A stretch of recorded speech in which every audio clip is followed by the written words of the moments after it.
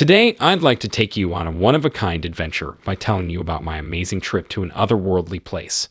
Imagine nitrous oxide, which people lovingly call laughing gas, mysteriously mixed with a brush that was touching something transcendental, maybe even close to the afterlife, during a normal dental surgery. I started this part of my life when I was 16 years old. I was still naive and thought the world was full of mysteries ready to be solved.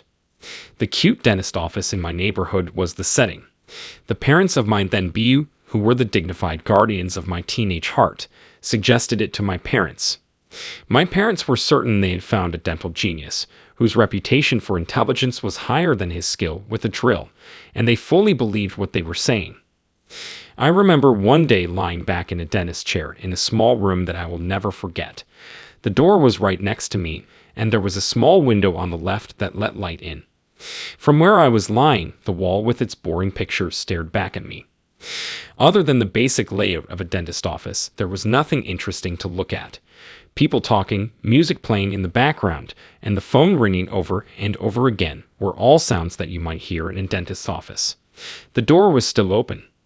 The dentist, who was a big, strong man, put his weight on my right arm as he got ready to treat me. I didn't know this, but he would usually start the Novocaine injection with nitrous gas to help calm the patient down before the scary needle came in. I go to the doctor a lot, but this time a filling had to be put in, so my jaw had to be numbed.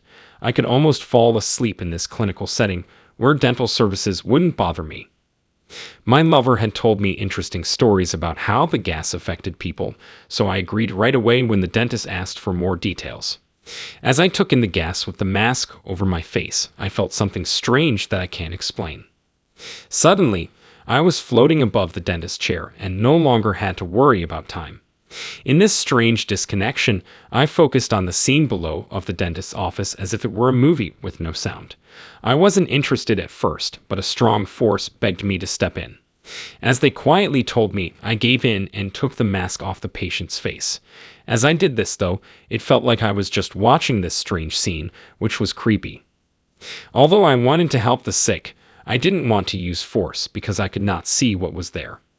I was told to set everything else aside and focus only on what was happening at the scene, so I did. If there were a way to measure time, it would keep moving forward. The force that I couldn't see kept nagging me to stay focused and make things better. An invisible force pulled my attention to the job at hand, and I resisted the urge to look into what was going on around me. I couldn't take my eyes off of it for long, and it made me feel strangely trapped during this dreamy experience. Even though I wasn't aware of anything, it felt like an unseen hand pulled my eyes back to the ground. For some reason, I felt like I wasn't connected to my body. It was like I didn't have a head to turn away from what I saw. I didn't want to look at the girl or the mask, but my eyes were pulled to them anyway, like they were controlled by something outside of me. I finally listened to the voice in my head and focused on the important task at hand, taking the mask off the girl's face.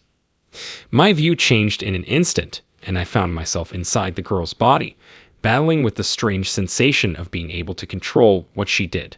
I felt driven and hesitant to help her, even though I couldn't feel what she was feeling. Declaring one's freedom in the face of pressure from others seemed like navigating the rough waters of teenage rebellion. I struggled to move the girl's limbs inside her body because I had a need that went beyond what I could see. As soon as my attention went back to my body, I felt slowly reconnected. Because I was focused on helping the girl, my view mixed with hers, letting me move her arm to take off the mask. I felt confused when I came back to my physical self, as if my spirit needed to get used to its new body. As I was having trouble with the effects of the gas, the dentist tried to continue with the process. He didn't seem to know about the strange things that had happened. I was tired and confused, but something inside me changed, and I chose not to wear the mask. At that very important moment, I gave the dentist a mean look, showing my freedom in a way that didn't fit my teenage years. The dentist, who wasn't used to seeing such rude behavior, didn't seem to mind. The visit went smoothly and seemed strangely normal. When I looked at the dentist, the sounds of the office went away and were replaced by a quiet chat with a sense of authority. Even though there was a weird feeling in the air, I was determined to say no. I had a power I had never felt before that didn't make sense. And when my appointment was over, I felt pretty determined, even though the whole strange experience had made me cautious and interested. When I think about that strange event, I push it to the back of my mind, where strange and unfathomable things go to gather dust. It seemed too crazy or unrealistic to talk about with anyone. In my heart, I knew it was best to keep these things to myself because I was afraid of being called weird. Finally, I didn't know what had happened because I hadn't heard of near-death experiences before, so trying to explain it would have been pointless. But even with all the chaos, I couldn't stop wondering about this strange new person in my life. I wanted to talk to him, ask him questions, and just look at his shape with pure joy. I was trying to figure out the mysteries of his life. When he first came up, I didn't feel scared.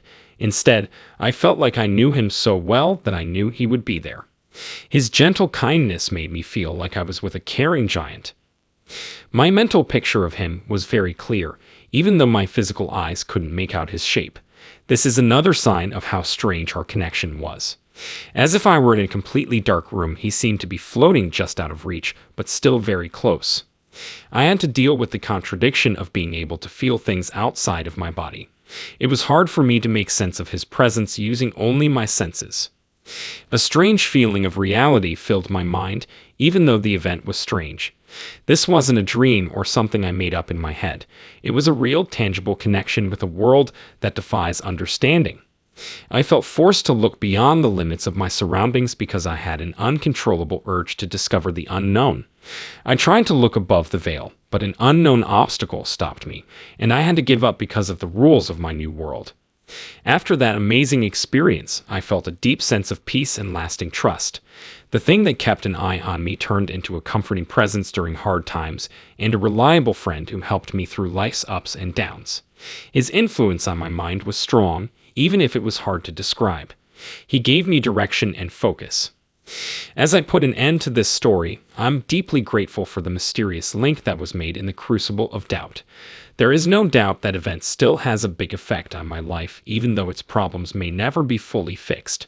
So I like the wonder of the unknown and trust that the occult forces that shape our lives are real.